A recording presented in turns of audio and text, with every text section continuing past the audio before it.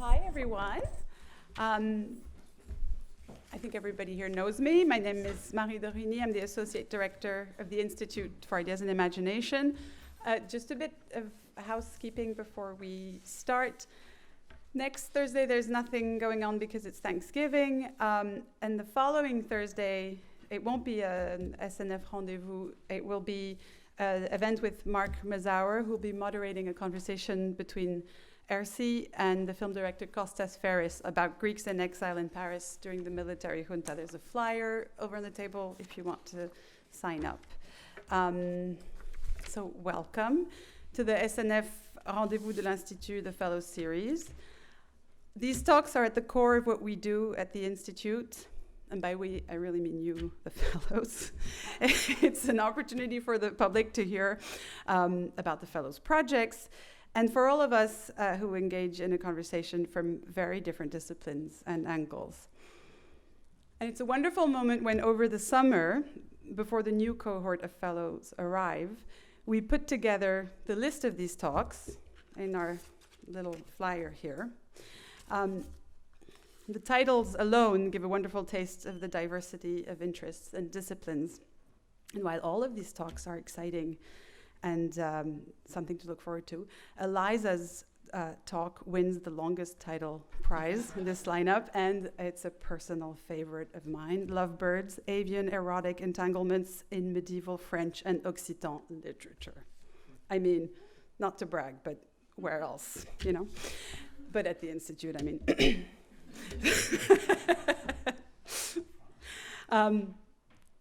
You're a natural here, that's all I have to say.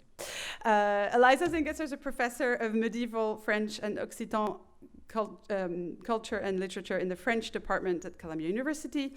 She's received grants and awards from the Medieval Academy of America, the Fulbright Foundation, the Institut Français d'Amérique, the Josephine de Cameron Fellowship Trust, and the Institute for Research in the Humanities at the University of Wisconsin-Madison.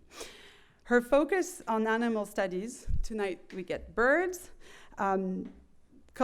she focuses on animal studies, cultural and linguistic contact, gender and sexuality. She's the author of Stolen Song, How the Troubadours Became French, which demonstrates that the Frenchness of the troubadour tradition is actually an invention of a francophone medieval poets, and that the French appropriated the troubadours' lyrics and compositions to turn them into a defining cornerstone of French literature, when in fact they were Occitan. In addition to narrative and theme, Eliza pays particular attention to form and linguistics and how these songs appear in manuscripts. Tonight, I'm going to say it again because I love it so much. Lovebirds, Avian Erotic Entanglements in Medieval and Occitan Literature will investigate many ways in which medieval eroticism was mediated by birds in literature, which is a nice follow-up to Yasmin's talk 2 weeks ago about love and also about medieval literature. And after her presentation, Eliza will take questions, which she has asked me to specify she will take in English, French, or Occitan. Thank you, everyone.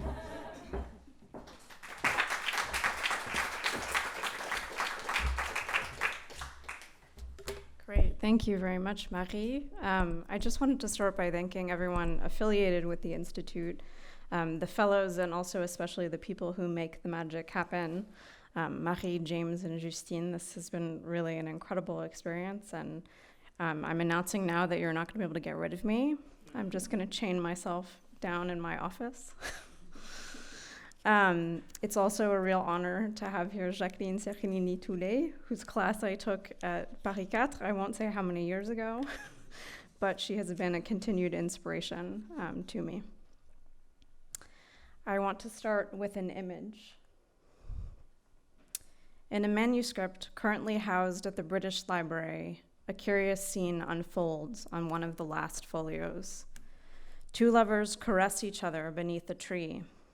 One holds the other's chin and her palm, looking into his eyes, and he returns her gaze, caressing the side of her hand with his index finger. Their state of arousal seems clear enough from their gestures, but lest we miss it, a phallically shaped dog sits in the middle of one lover's lap, curiously that of the woman, allowing us to see the erection that, on another level, we cannot see. The lovers seem oblivious to their surroundings and entirely enraptured by this erotic moment. We, as spectators of this scene, are more aware of their surroundings than they are. Directly above them, seated in a tree, is the god of love, who holds an arrow in each of his hands, ready to strike. He meets the gaze of a vielle player, who is seated in a branch to his left. To his right is another instrumentalist, this time a psaltery player, who is also ready to begin playing, presumably at the god of love's cue. Even stranger is the middle ground of the image, where two birds, a goldfinch and a blue jay, are perched. They too seem to be at attention. Are they also waiting for the god of love's cue? Are they too supposed to start vocalizing when he indicates? The blue jay's gaze seems to be directed at the god of love, which would support this theory. But we might also see the birds as the god of love's victims. After all, his arrows are pointed directly at them. Maybe the orchestration of eroticism here works by a kind of domino effect, with the birds struck first by the god of love's arrows, causing them to vocalize their own love songs, which in turn will cause the couple below them to fall in love.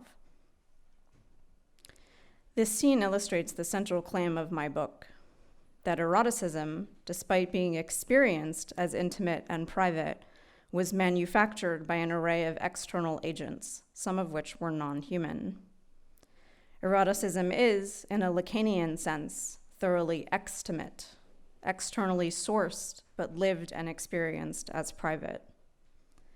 Among all the actants depicted in this scene, the ones that will interest me in my book and in this talk are the birds, whose imminent song is given as prominent a role, to judge by scale, as the god of love's arrows, the most well-known causes of falling in love in medieval literature. Birds have often been read by medieval literary critics and by critics of all periods as symbols of love.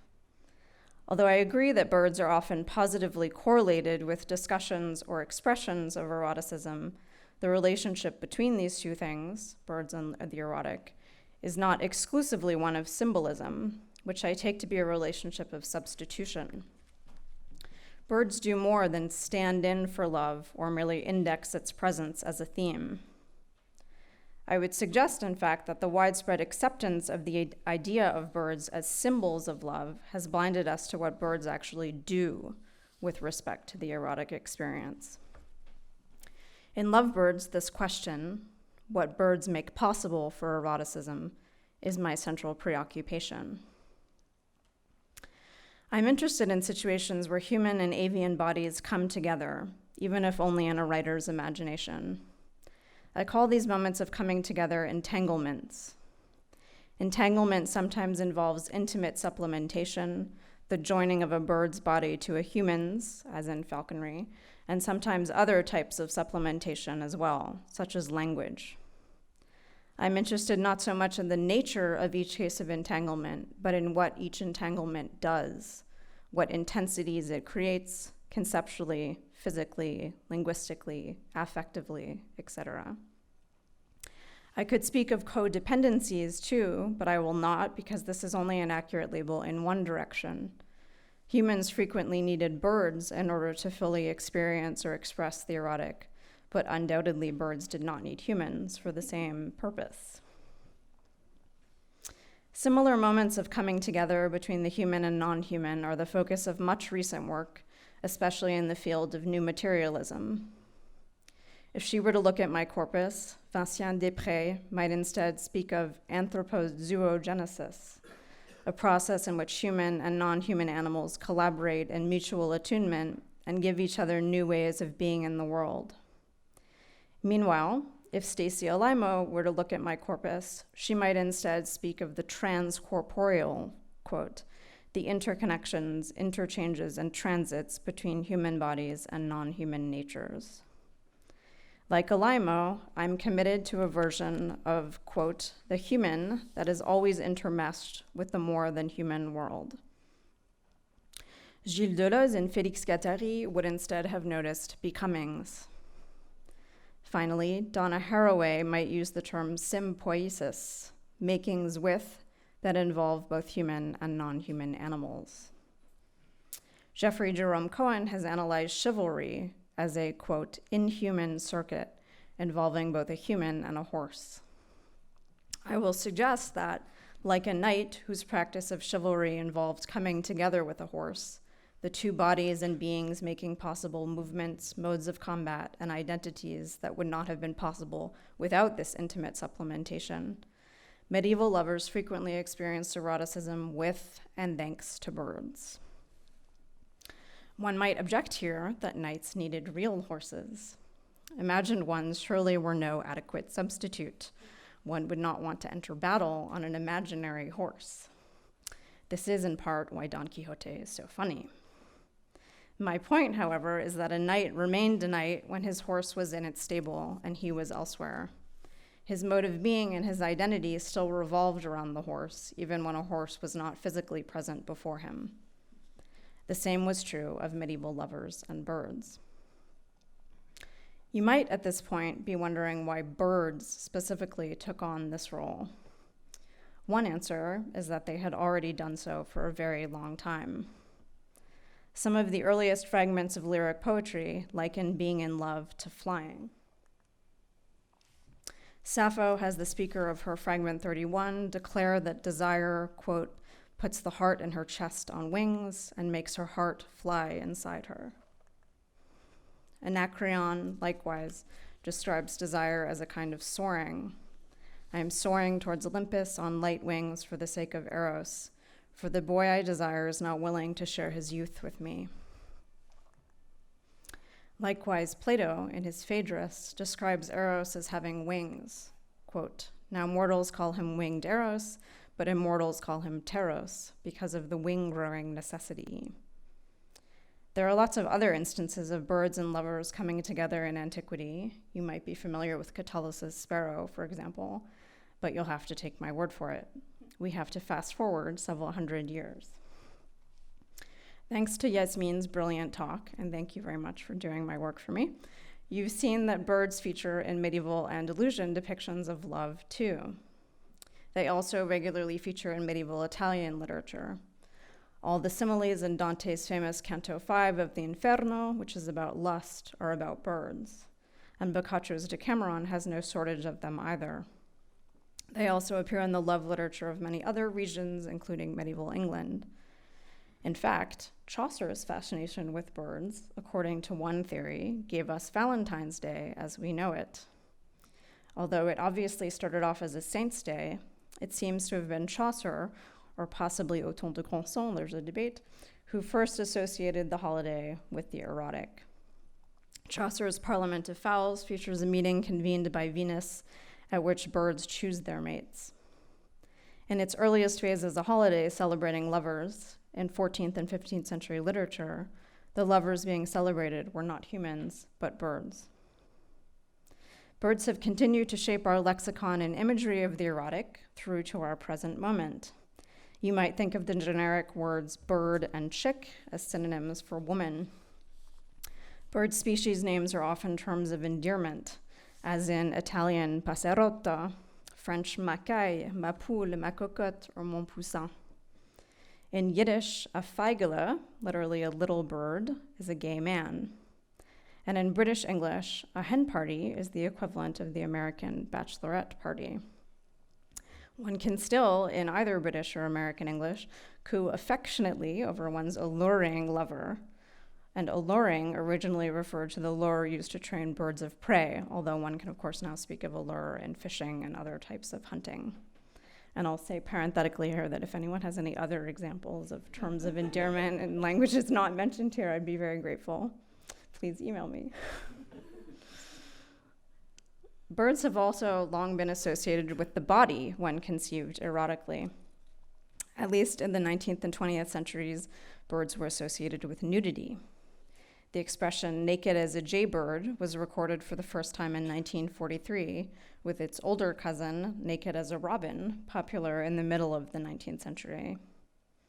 Among the many slang terms for the penis throughout history are, according to one recent survey, bird, ducky bird, and rooster.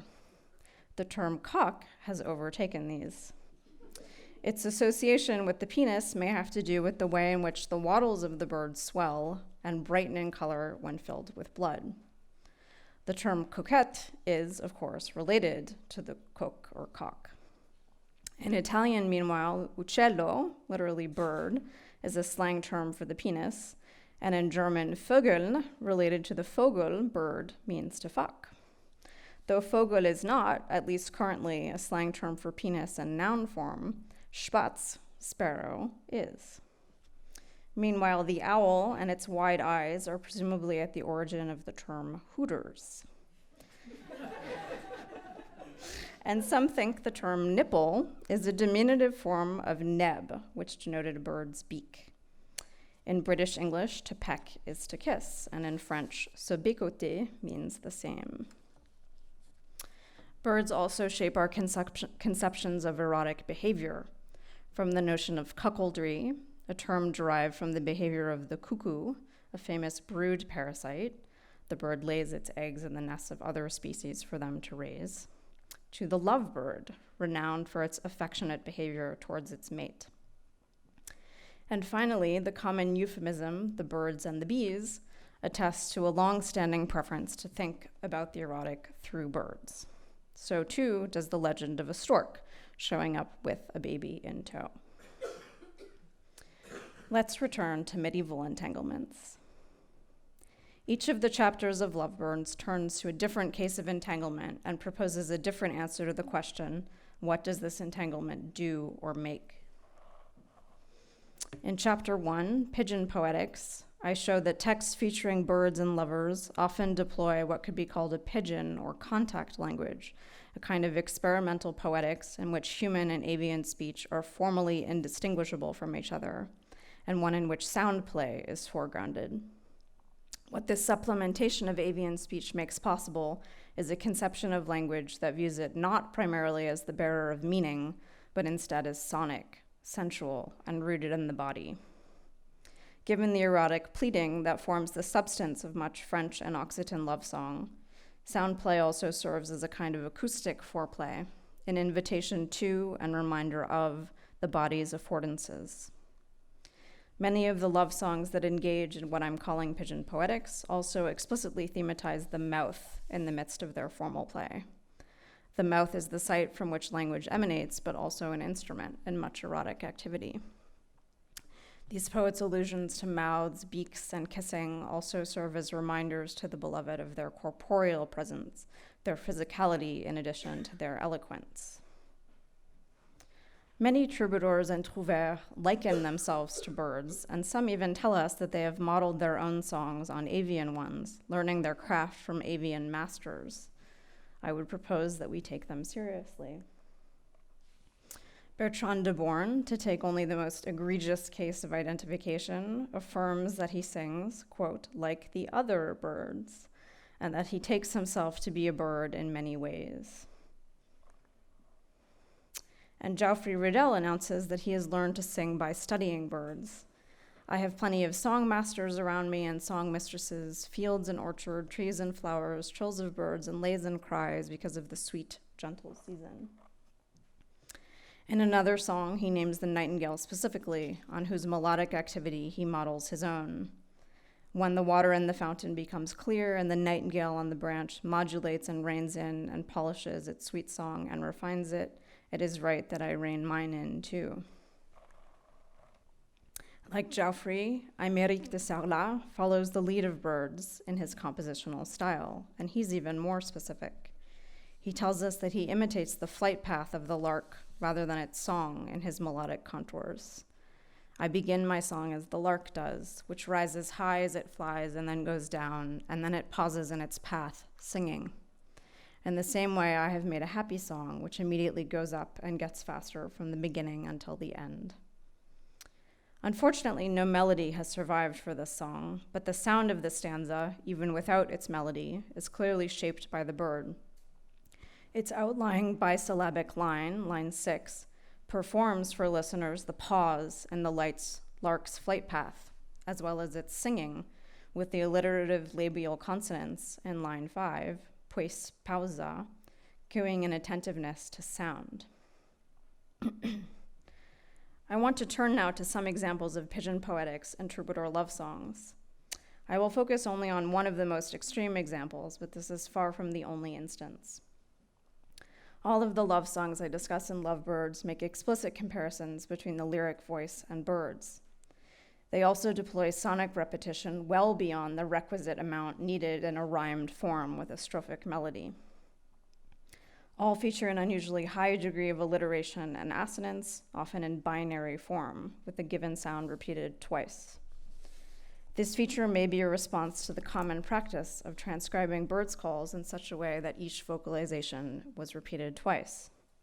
If you asked a medieval French person what a nightingale sounded like, they would have said oki, oki, or fier, fier, just as someone today might say tweet, tweet, or chirp, chirp. Many bird species names bear the trace of this hearing of bird vocalization as a sound repeated twice.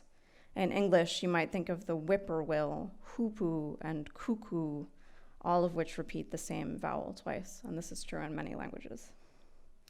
Some love songs that engage with birds feature rich rhyme, any rhyme that extends beyond the required final vowel sound, clusters of etymologically related words that sound the same because of their shared root, and refrains or refrain words. These feature all amplify the acoustic repetition that is already present as part of the rhyme scheme of most medieval love lyric. All of these types of linguistic acoustic repetition are sometimes paralleled with an unusual degree of melodic repetition, though this is often difficult to reconstruct given the dearth of surviving melodies. The abundance of acoustic repetition in this corpus invites us to hear language less as meaning-bearing and more as material and corporeal, akin, that is, to the language of birds. So too do formal features like very short lines, which make us hear the rhyme sound again and again at greater frequency than usual.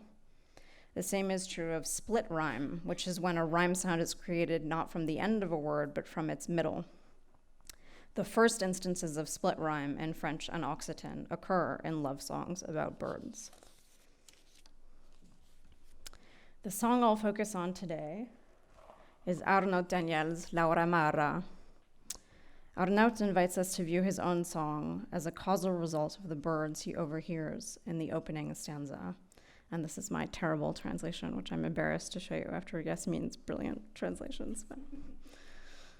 The bitter breeze makes the leafy copses whiten, and the soft one thickens with leaves, and the happy beaks of birds on branches it holds stammering and mute, paired and unpaired. Because of this, I strive to do and say pleasant things to many, because of she who has brought me down from high, so that I fear to die if she doesn't heal my torments. Note here the role of birdsong as catalyst for Arnaud's act of composition.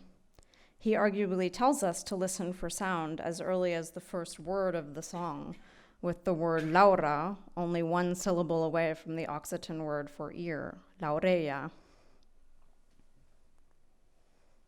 These initial lines conjure up the chorus of stammering birds evoked in lines 6 to 7, with their difficult consonant clusters, uts, ets, ex, orts, to take only the examples that occur as rhyme sounds.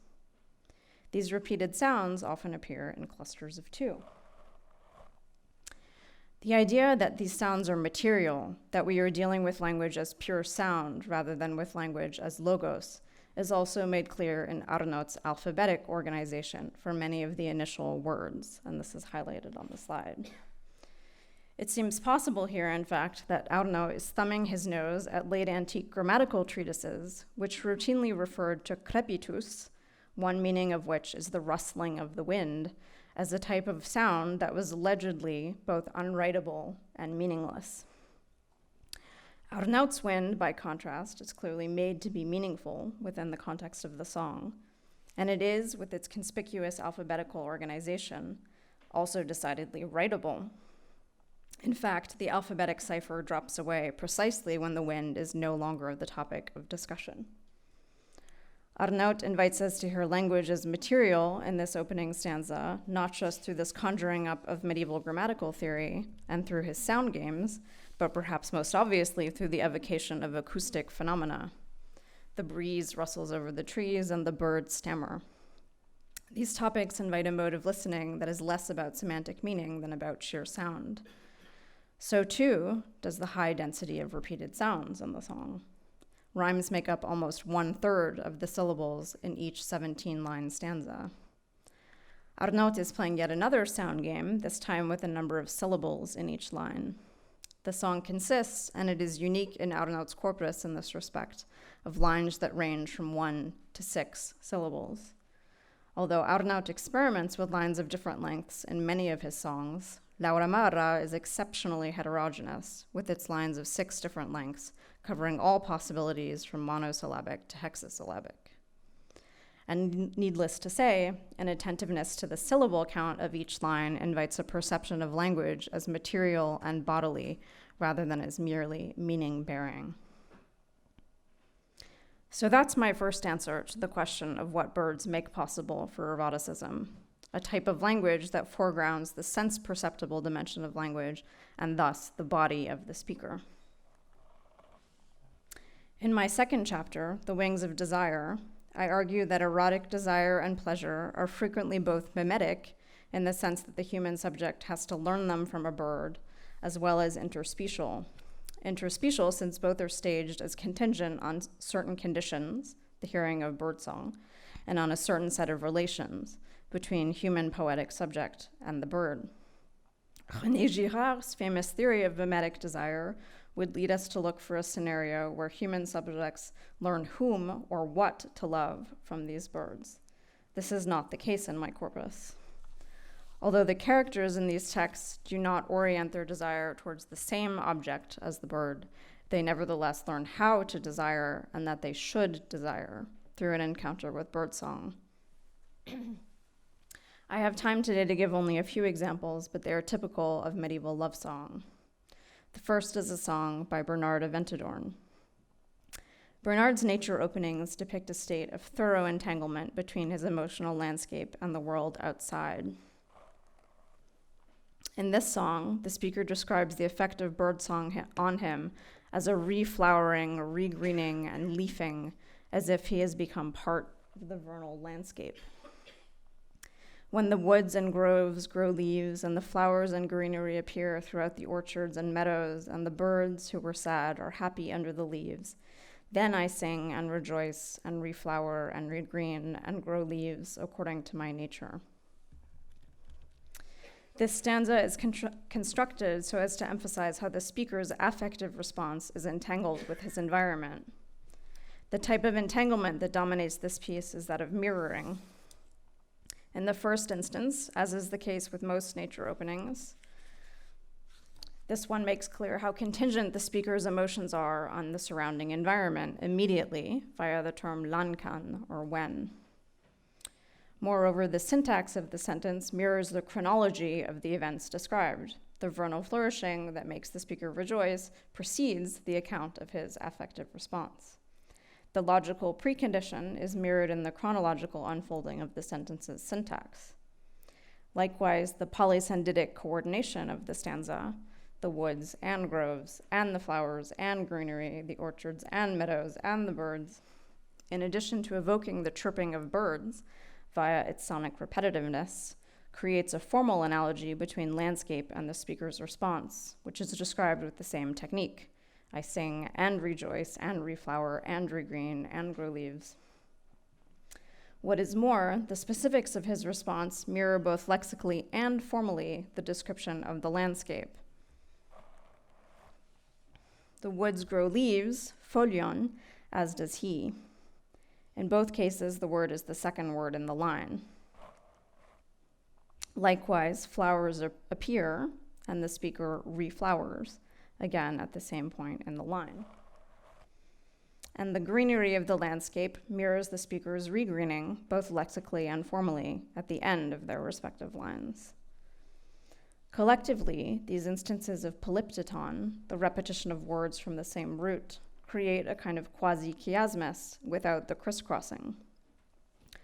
All of these features emphasize the entanglement of speaker, landscape, and soundscape, and more precisely, their mirroring of each other. In fact, so strong is the entanglement of speaker and landscape that when the speaker says that he reflowers and regreens, it is not clear whether the first instance of flowering and regreening is the one described in line 2, or whether he has previously experienced these states at a moment not described in the song. This extreme entanglement and affective dependence on birds is typical of the Occitan tradition of troubadour song. By contrast, medieval Old French composers, the trouvères, prefer to protest, too much, obviously, I think, about how much they don't need to hear birds in order to experience love. This is the 13th century composer, Thibaut de Champagne. Neither rose nor lily nor birdsong nor sweet May or April nor merry nightingale make me as joyful or pensive as sensorial lofty love. Thibaut does not deny the importance of birdsong as a source of joy, but he demotes it, giving pride of place to love. The trouvère Perrin d'Angicourt goes further, insisting that birdsong has been of no use to him in composition and that only joy and fear have played this role. Quote, never in making a song or composition or discord or lay have flower or gladiolus been of value to me, nor birdsong in the greenery. Every day, according to my situation, from joy or from fear I have sung and will sing. Never from something else have I desired to sing, and never will I. In both of these examples, Bernard's polysyntacton, the repetition of the conjunction and, which serves to emphasize the critical role of the natural world in sparking his erotic affect, is parroted back in the negative. Ne, ne, ne, ne. The Trouvère's protestations are likely a response to the entanglement of affect and environment in troubadour song, and especially in Bernard of Ventadorn's corpus. In short, erotic affects in medieval French and Occitan literature, and especially in the corpus of troubadour and trouvère song, are produced in the context of what Jane Bennett calls distributive agency. The songs I discuss in this chapter show affect produced not in isolation within an independent subject, but instead the movement of affects between avian and human bodies. In some cases, composers comment on how their affects contrast those of birds, but they nevertheless position themselves in relation to them, suggesting an entanglement of a different sort. The same is true of the composers, mostly trouvères, who explicitly reject birdsong as a source for their emotions and drives. Their affective stance is equally relational and dependent on birds, inasmuch as it involves a seemingly requisite alleged indifference to them. In some songs that describe affective entanglement, the entanglement is manifested spatially. Inside and outside seem to blur and overlap. Roots appear both out there in the landscape and inside within the heart.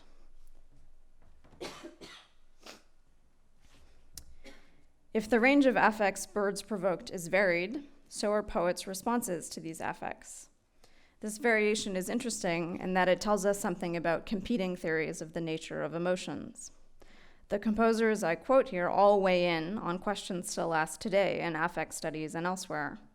Are affects and emotions biologically ingrained, making resistance difficult or impossible? Or are they learned and shaped by certain conventions that are culturally specific? Some seem to opt for the first camp and describe responding to the encounter with birdsong as if its effects were inevitable and automatic.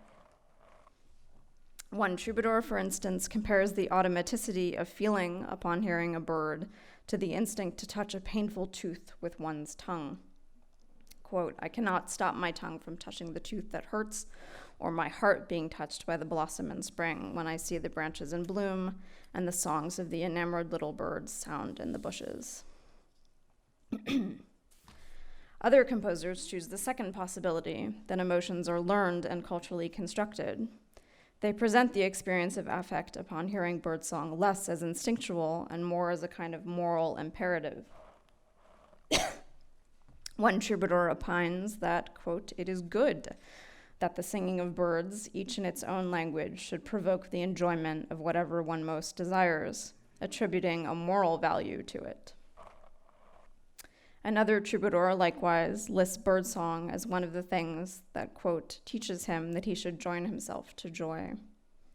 Birdsong seems to be the source of a moral lesson here, whose object is joy. To give you a sense of my third chapter, the falcon as fulcrum, I want to turn to another image. This is the front of an alms purse from the 14th century, currently housed at the Musée des Tissus in Lyon. These lovers are both bird-like. Most obviously, their capes are draped in such a way as to make them look like wings, but the male lover's glove, a common accessory of falconers, also makes his outstretched arm look like it ends in a claw. Although the man clearly imagined himself to be in charge if he wears the falconer's glove, he now seems submissive to the woman who holds the jess, the tether that falconers sometimes use to hold onto their birds, in her hand. In his right hand, he holds a circular object that could be a crown, but also resembles a snare. And it's hard to see, but it's right here. In my chapter, I argue for the falcon and other birds of prey as fulcrums. Fulcrums are, of course, the support around which something pivots. I argue that birds of prey cause two kinds of pivoting. The first is a shift in positions of subjective identification, causing someone who previously imagined himself as the pursuer to suddenly imagine himself instead as quarry, or vice versa. This kind of pivoting is most common in lyric. The second type of pivoting I think birds of prey cause is more common in narrative, and it's the pivoting of love objects. By this I mean, for example, that when a character encounters a bird of prey, that bird of prey causes his affection to pivot towards someone else. This happens in many medieval romances and narratives of other kinds. My final chapter, Mnemonic Birds, is about the way in which birds enable memory, and especially memory of the beloved. Birds were widely associated with memory in classical antiquity and in the Middle Ages. Classical treatises advise the use of spatial imagery for retaining large quantities of information. The term cella, storeroom, was used to describe a nesting place for birds, as well as the metaphorical storeroom of information held in the memory. If birds were regularly deployed in Latin treatises as mnemonic devices, facilitating conscious recall, I suggest that they serve an analogous function in vernacular literature, where they instead trigger involuntary memory. Birds are, in short, the forerunners to Proust's Madeleine, physical objects that usher in involuntary memory. In sum, in Lovebirds, my aim is to decenter the human in the medieval experience of eroticism, and to show that humans and birds often came together in what my colleague Emily Kate Price has called queer ecologies. As I've tried to show, the legacy of the entanglement of birds and love endures to this day in our vocabulary and mythologies about the erotic.